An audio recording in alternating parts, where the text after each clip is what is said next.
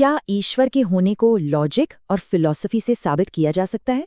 आज हम स्वामी शिवानंद की 1958 की किताब ईश्वर का अस्तित्व है के तर्कों को समझने की कोशिश करेंगे।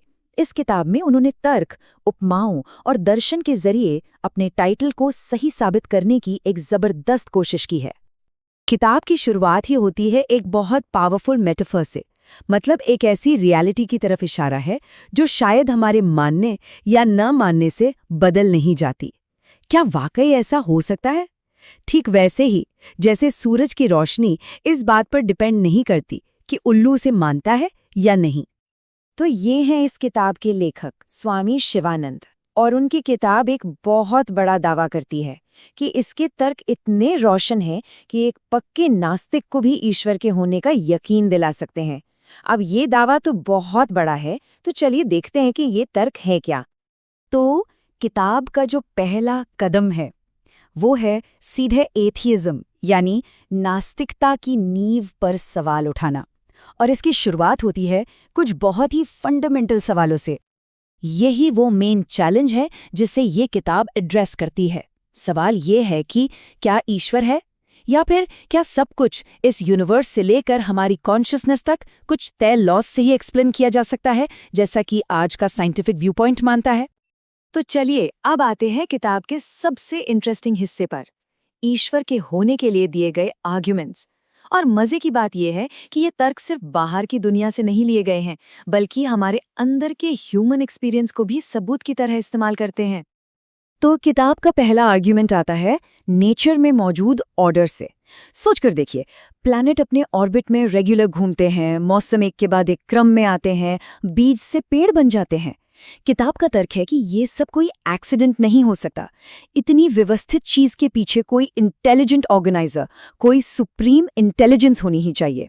और इंटरेस्टिंग बात यह है कि आइंस्टाइन जैसे महान वैज्ञानिक भी इस कॉस्मिक ऑर्डर के कायल थे। लेकिन बाहर की दुनिया की बात तो ठीक है, पर क्या इसका कोई सबूत हमारे अपने अंदर भी मौजूद है? किताब इस सवाल पर बहुत गहराई से सोचती है। और यहीं आता है किताब का सबसे फंडामेंटल आर्ग्यूमेंट, एक सिंपल सा अनडिनायबल एहसास, मैं हूं। संस्कृत में कहें तो अहम अस्मि।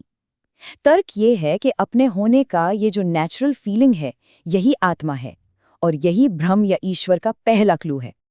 सिर्फ इतना ही नहीं, हमारी जो सबसे गहरी इच्छाएं हैं वो भी सबूत बन जाती है, जैसे हमेशा खुश रहने की चाहत, हमेशा के लिए जीने की इच्छा, सब कुछ जानने की इच्छा। किताब कहती है कि ये इच्छाएं रैंडम नहीं है, बल्कि ये हमारे असली नेचर की ओर इशारा करती हैं, जो है अस्तित्व, ज्ञान, आनंद, मतलब ईश्वर। तो ठीक है, अगर मान लें कि ईश्वर का अस्तित्व है, तो फिर वो है क्या? चलिए अब इस सवाल से आगे बढ़ते हैं और समझते हैं कि इस किताब की फिलॉसफी के हिसाब से ईश्वर की परिभाषा क्या है।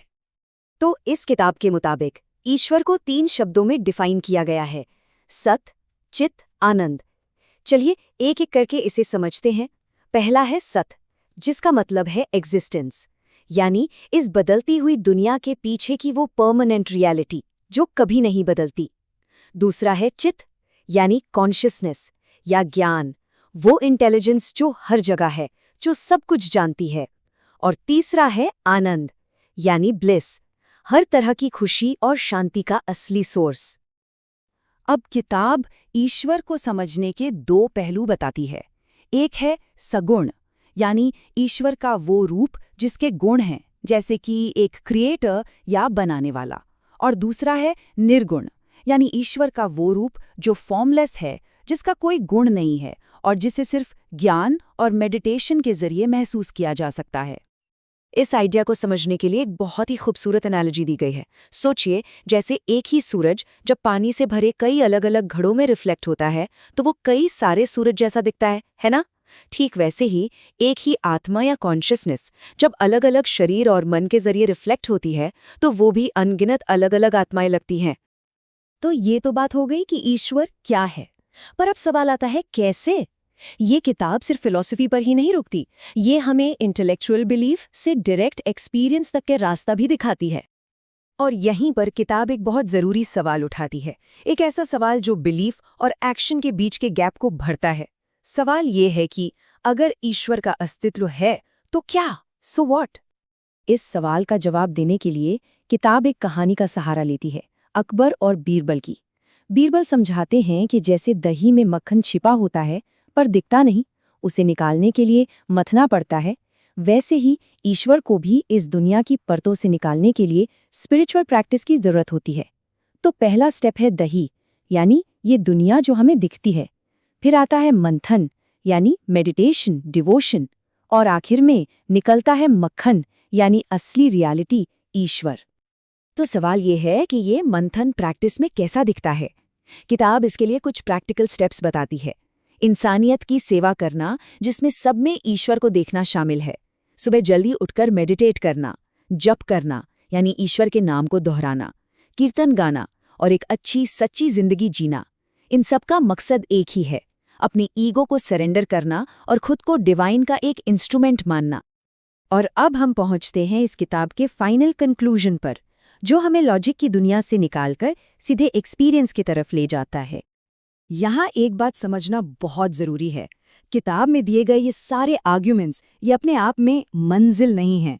ये तो बस साइन पोस्ट हैं, इशारे हैं, जो एक डायरेक्ट पर्सनल एक्सपीरियंस की तरफ पॉइंट करते हैं।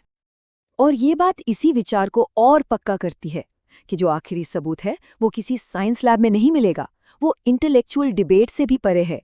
वो तो डायरेक्ट इंट्यूटिव नोइंग यानी सहज ज्ञान से ही मिलता है। और आखिर में ये किताब हमें एक बहुत गहरे और सोचने पर मजबूर करने वाले सवाल के साथ छोड़ जाती है। किताब का दावा है कि प्रूफ लॉजिक में नहीं, एक्सपीरियंस में है। तो फिर किसी रास्ते के बारे में जानने और उस रास्ते पर असल में चलने में क्या फ़र्क है? ये एक ऐसा सवाल है जो नॉलेज और विजडम के फ़र्क को समझने के लिए हमें सोचने पर मजबूर करता है।